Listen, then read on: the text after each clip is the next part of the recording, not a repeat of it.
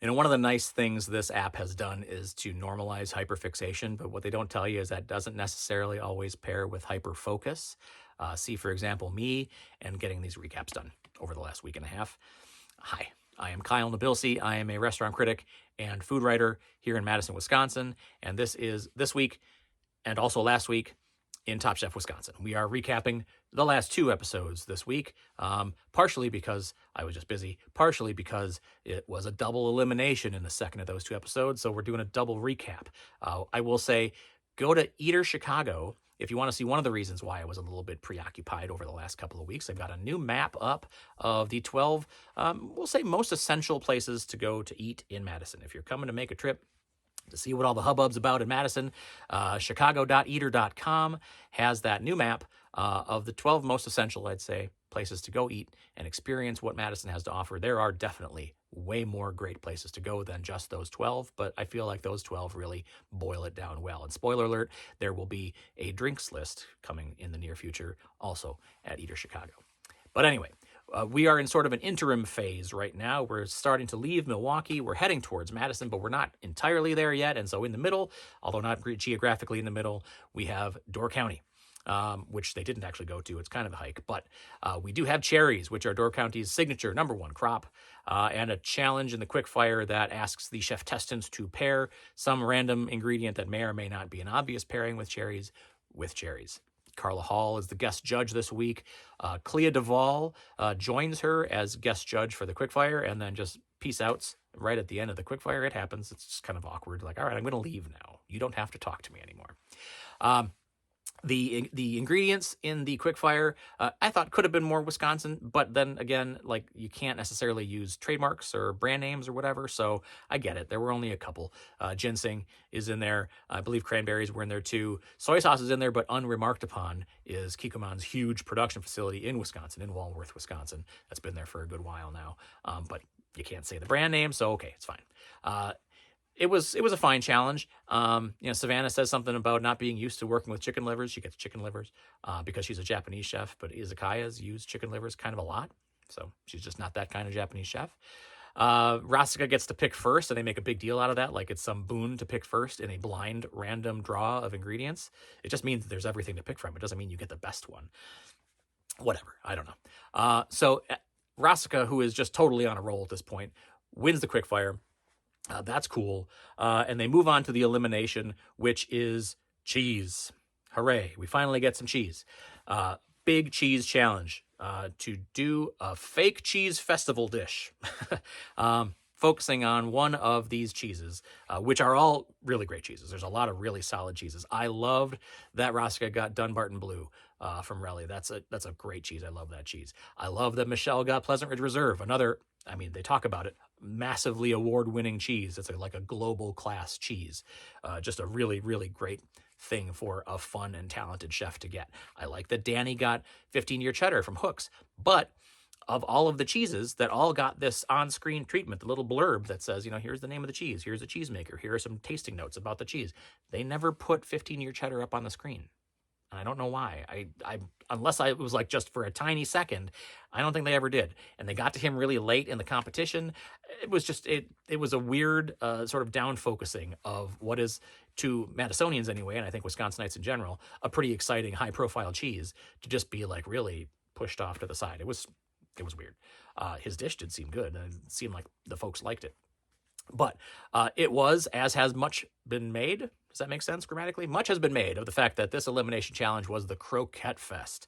Just like everybody got super lazy, and I just don't think very well advised, doing croquettes. Some kind of little fried ball with cheese, or with cheese on it, not even always in it. It went about as well as you'd expect. The judges were not necessarily particularly impressed with the fact that everyone, like 8 out of the 13 chefs, did some kind of croquette or fritter or arancini or whatever.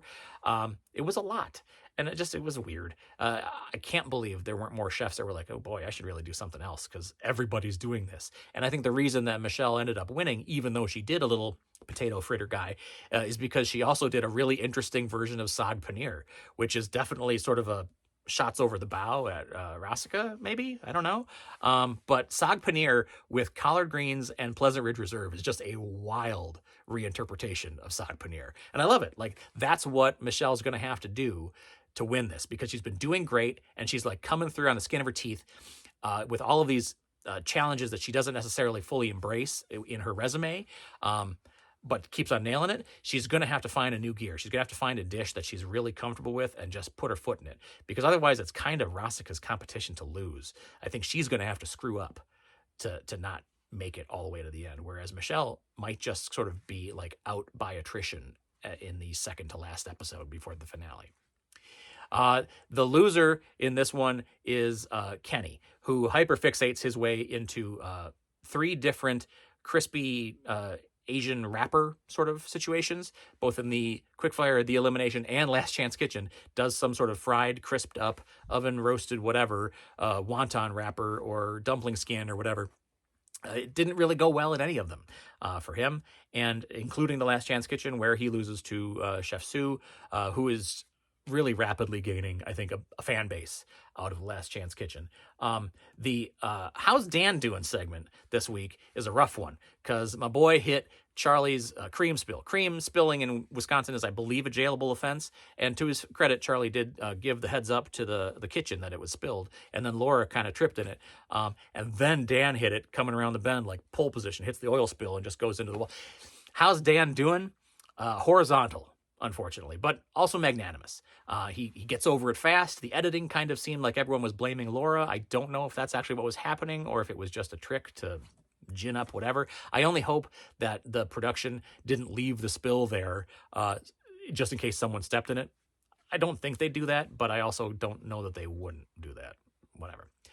So we move on to episode 4, which is Frank Lloyd Wright. Also, a beloved Wisconsin cultural product, the buildings and designs of Frank Lloyd Wright. And they make their way from Milwaukee with some Frank Lloyd Wright stuff to Madison, to the Monona Terrace, and to Spring Green at Taliesin, which is not House on the Rock. I can't say enough how much Taliesin is not House on the Rock. They are 2 separate things. I actually have witnessed people standing in Taliesin on the phone saying, I'm at House on the Rock. You are not at House on the Rock. You're at Taliesin. Taliesin is beautiful.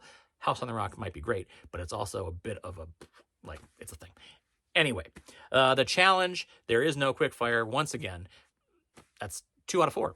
I don't know. The challenge is to embrace duality, and it's a team competition. The chefs get to pair up with who they want to, not random, and do 2 dishes that embrace duality. So, like the idea, Frank Lloyd Wright's idea of compression and expansion, whatever, like ceilings and whatever. So pick your own theme. I was very curious to see how many would actually get to embrace that theme and how many would just be like, my dish is 2 things. Those are not the same challenges necessarily. It was interesting to see which teams worked out well. Alicia and Kalina did not, and they get the Last Chance Kitchen exit. And very obviously, Rasica and Danny nailed it. It was not a competition. The judges called them both back and gave the lose and the win announcements right there at the moment. Everyone was a little confused. It was pretty wild. But yeah, the It's Not Just You segment this week is, I don't think I saw a 2-up confessional camera angle with Laura and Savannah. I don't know if they had if they're at odds or whatever. That was interesting.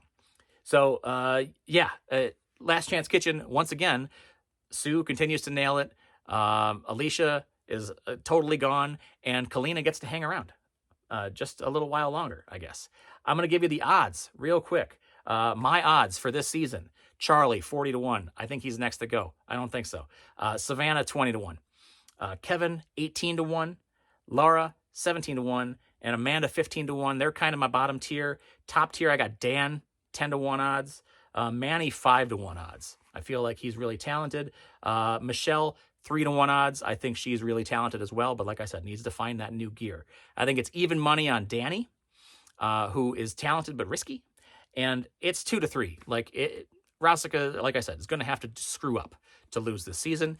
Our peak Wisconsin moment comes from me, who was really mad at the Crown Royal ad in between doing a classic style instead of a Wisconsin style old-fashioned. Come on, Crown Royal, what you doing?